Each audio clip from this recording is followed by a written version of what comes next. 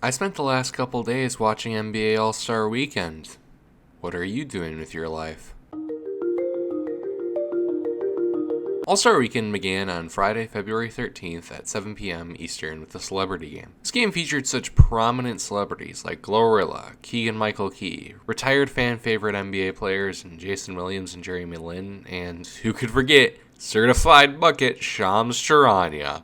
If I'm playing, if I get the minutes, I'm 100% going to be out there trying to put numbers up. That's for sure. Let it fly, kid. Let it fly. Seriously, Shams, can you get off your phone during the game and show some respect? Anyways, I'm going to be on my phone for the next 48 hours because the KD files just got leaked of me trashing my current and former teammates. See you later. Oh, and don't forget that we also just put 7'6" Taco Fall in the game as well. You know, a 30-year-old 4 years removed from being in the NBA who still plays professional ball overseas. Surely putting a literal giant in a game with a bunch of people who haven't played at a high level won't be an issue at all. Point guard. Wow. Oh! Got tied up and Rick Schnall. Oh, look at that. unselfish off the glass. Taco! Throw it to head off the glass? It ain't Taco Tuesday, but it is Friday. And a flip fight. No, this is not fair. Okay, Giannis, this is your fault for telling him to play like Shaq. Oh well, I'm sure the NBA doesn't have any other events planned where a pro basketball player takes on non-basketball players. Outside of Taco Fall posting the best stat line, Keenan Allen and Rome Flynn both balled out, with Flynn winning his second Celebrity Game MVP. Also, Matt Ishbia, I have to apologize because I was not familiar with your game. He actually won a national championship. He wasn't a main contributor or anything, but even being in that position highlights he can play ball. But he was terrorizing the other team, hitting this ridiculous shot over Fall and locking up Shams on the other end, much to the frustration of Giannis. You know why it's not fair? Why?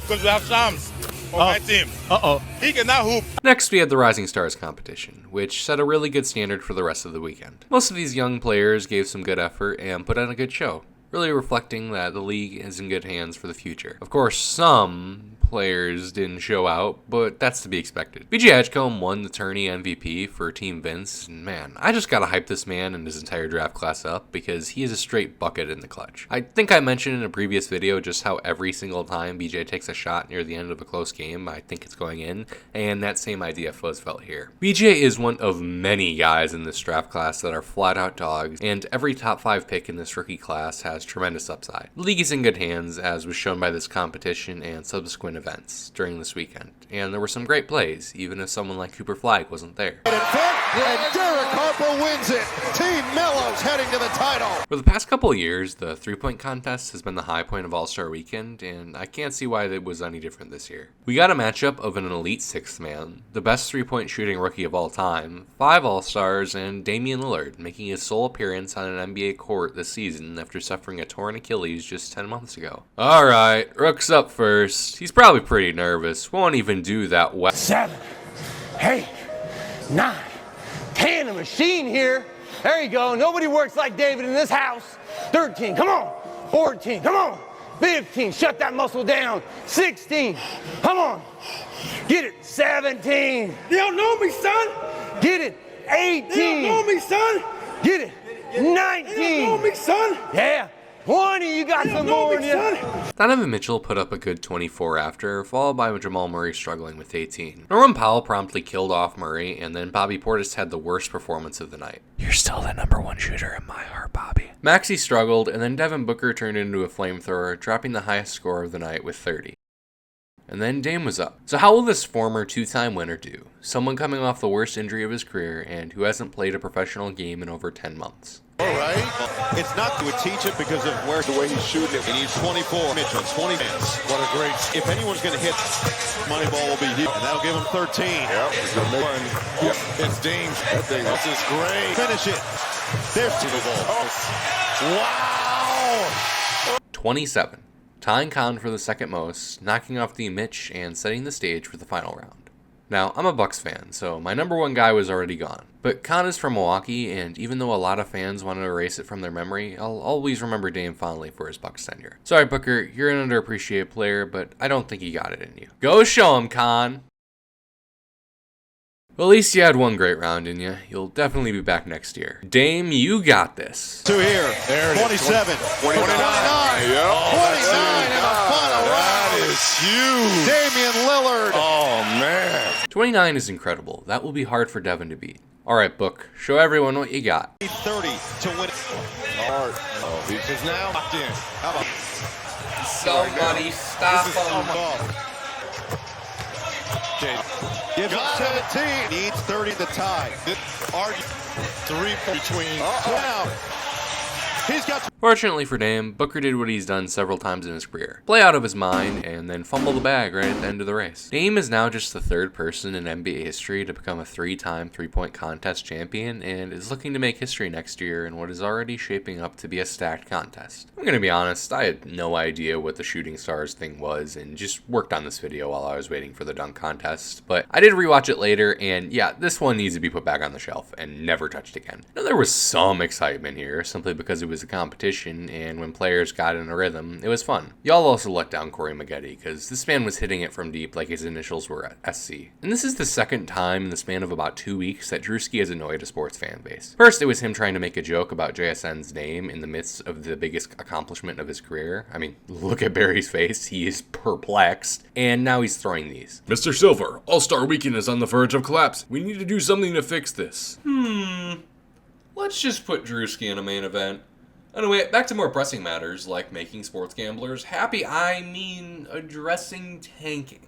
Because everyone knows that's the biggest problem in the NBA today. I mean, half these guys look like they don't even want to be here. Ron Harper literally just bricked a wide open layup and got left hanging by his own 2 sons. If I wanted to watch NBA players shoot open jumpers, I'd watch Ben Simmons' Summertime Mixtape. Next up was the dunk contest, and I feel like my take on this contest is a little different than most people because I thought it was okay. Not horrible like a lot of people were saying. Now, there was no Mac McClung because NBA players got mad that a G Leaguer was showing them up, so we got some role players. Carter Bryant and Jace Richardson both came out with solid dunks. Nothing crazy, and as was said by our commentators, these were definitely safe dunks to start out with. Then Keyshawn Johnson came out and spent about 80% of the time he was out there dancing. This man was literally just there for the vibes. Now, I was worried he was going to stink it up because then NBA Twitter was going to assassinate him. But he had easily the best dunk to this point, jumping over 6'1" E40 after a few attempts at it. And then he went back to dancing. And then Jackson Hayes came out and performed the worst dunk in the history of the contest. If there were any reason to abolish the dunk contest, it would be this one right here. Now, judging by Hayes' reaction, he probably was trying to do something else, likely between the legs. But as was pointed out by the broadcast, he didn't need to dunk it here. But this dunk wasn't even the worst part of it. Dominique Wilkins voted this a 46.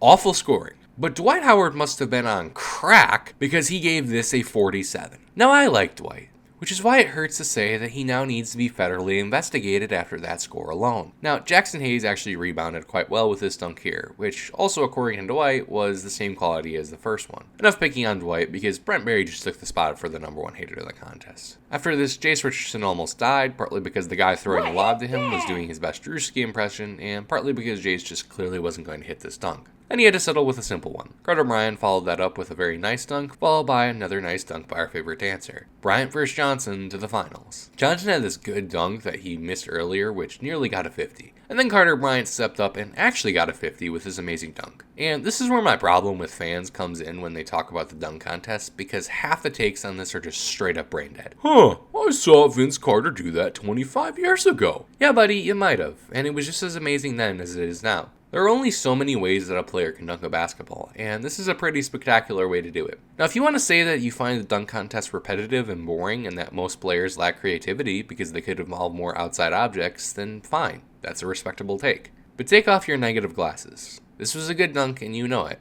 May have been done before, and that problem will only grow more obvious as the dunk contest continues on. After this, I thought the contest was heating up for a dramatic finish, but it was a pretty mild close. Keshad hit this pretty good dunk in between his dance routine, and Carter couldn't get his dunk off, meaning he had to force something else up, leading to Keshad winning the contest pretty anticlimactically. Overall, I'd say this was a decent dunk contest. Not anything special, and nothing standing out as crazy, but it was not garbage like many fans are trying to argue. And now, the moment that nobody was waiting for, the All-Star Game. Actually, it's 3 games because we're doing this new format. Now, before we get into the game, whoever designed these jerseys needs a raise because these things are beautiful. Now, I really didn't have high hopes for the actual game. Team World had a starting lineup of SGA, Luka, Giannis, Jokic, and Wemby. You know, the 5 best players in the world. Who could possibly beat them?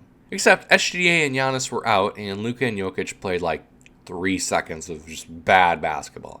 I get they weren't playing because of recent injuries, but at the same time I have to ask, why didn't they just sit out like SGA or Giannis? 2 other players could have played if they didn't. But thankfully, France blessed us with the gift of Victor Wembanyama, because he was insanely aggressive, and Wemby absolutely had an effect on the tournament. I mean, Ant said like 3 times he got fired up because Wemby was fired up. That is a great thing to hear, by the way, that your 2 best young players, the best American player and soon to be the best player overall, both feed off of each other's competitive spirit and ball out. And Wemby wasn't just doing this for show, he very clearly cared. Hence why he was so upset when his team just didn't use their brain on defense. Game 1 was good. Don't get me wrong, there were parts throughout this tournament where players were just trying crap, but for the most part, players were well engaged and actively trying on both ends of the court. Game 2 was also pretty good. Ant was dominant once again, and so was Cade, as Jaylen Brown led his team in scoring on the other side. For the second game in a row, we got to witness a game winner, this time right at the buzzer as De'Aaron Fox put the dagger in. And then we got to see Team World again, which I thought for sure was going to take it over Team Stripes behind a great performance by Wembanyama.